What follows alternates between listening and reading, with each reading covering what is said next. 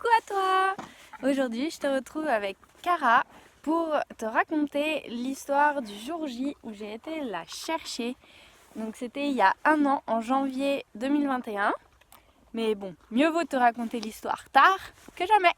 Allez, belle vision!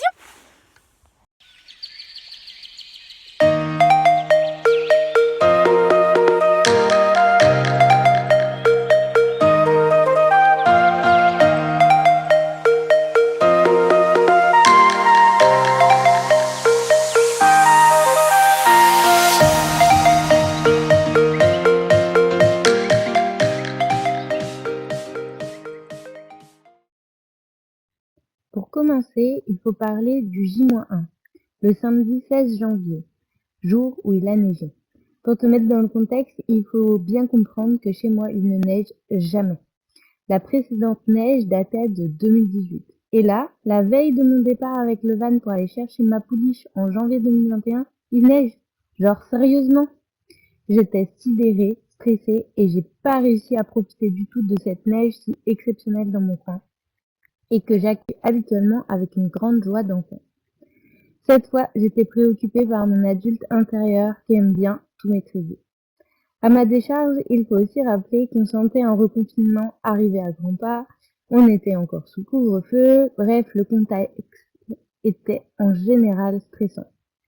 Et puis, Cara n'arrivait pas à se faire à la vie en stabulation, paddock et aux manipulations humaines. Après presque un mois, elle ne progressait pas beaucoup au niveau du licol et ça me désolait de savoir qu'elle était bloquée vis-à-vis de l'humain.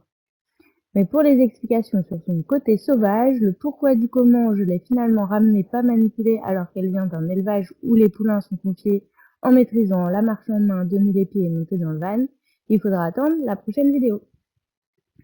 Heureusement, dans la nuit, il a plu, et la pluie a fait fondre la neige. Je l'espérais tellement que je m'étais levée 3 fois pour guetter cette pluie fonte de la neige. J'ai donc finalement pu prendre la route à 6h30 au lieu de 5h30, mais j'étais partie. Mathilde, l'amie qui devait venir dormir le samedi soir chez moi pour m'accompagner, avait été bloquée par la neige, et je l'ai donc retrouvée sur un parking après 1 heure de route, directement le dimanche matin, avec sa chienne Masca et son chiot de 4 mois, Patmoul.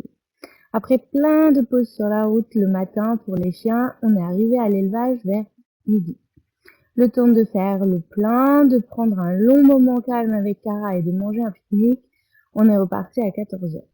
L'embarquement de Cara a été sans doute un des moments les plus stressants de ma vie, car on ne pouvait pas la toucher, la prendre du col, etc. Le van a donc été directement collé à l'ouverture de la stabulation. Mathilde derrière la barrière pour éviter toute tentative de fugue par saut, etc. Et moi de l'autre côté, prête à fermer les portes du van. L'éleveuse a fait traverser Itaka, une pouliche de 2 ans qui vivait avec Cara pour qu'elle ne soit pas seule en stabu. Itaka est ressortie par la porte de devant en ayant traversé dans le van, et l'éleveuse a refermé la barre de poitrail derrière elle. Cara, en liberté, a voulu naturellement rejoindre sa copine et est donc montée dans le van en moins de 5 minutes. J'étais vraiment soulagée que ça se passe aussi bien, aussi facilement. Ensuite, tout s'est passé vite. J'ai refermé le van tout de suite derrière Cara et on est parti instantanément pour ne pas lui laisser le temps de stresser, de se poser des questions, etc. Moi, j'étais dans un état de stress et d'excitation énorme. J'avais mon poulain sauvage dans mon van et environ 4-5 heures de route pour le ramener chez moi. T'imagines la pression? Mathilde a vraiment été d'un soutien moral énorme à ce moment-là, en me permettant de décompresser, de me réjouir qu'on ait réussi et que ça se soit passé si calmement.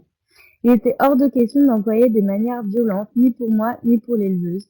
Soit on arrivait à faire monter Cara dans le respect, soit tant pis, je rentrais sans elle. Du coup, j'ai soufflé un bon coup, je me suis recentrée et j'ai profité. Je me suis mis en connexion avec Cara aussi, et quel bonheur de sentir qu'elle comprenait ce qui lui arrivait, qu'elle savait que j'étais son humaine, qu'après le trajet en van, elle allait découvrir des îles, le pré, les annaises derrière la clôture.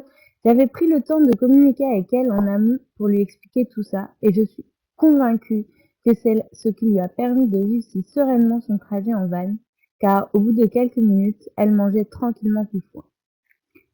J'ai tellement profité de ce moment. J'avais beaucoup d'excitation, de stress. C'était une sortie de zone de confort énorme. Mais elle m'a donné un réservoir de confiance en moi tout aussi énorme. J'étais en train de conduire sur l'autoroute, j'avais mon poney dans mon van, et cette phrase semblait venir d'un autre monde.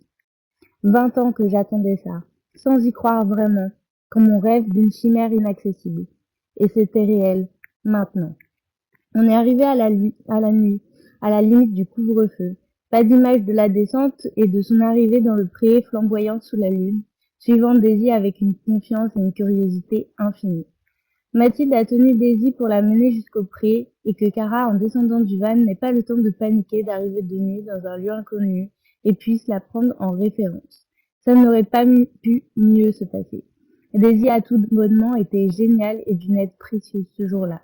J'avais décidé de séparer les ânesses les premiers jours pour que ça ne fasse pas trop d'un coup et faciliter l'intégration de Cara. Daisy a été géniale avec elle. Elle a accepté très vite quand je n'étais pas là, mais a pu ensuite se montrer un peu possessive en ma présence. Mais ça c'est pareil, ce sera à raconter dans une prochaine vidéo. Allez, à bientôt! Là, ça faisait trop peur de boire.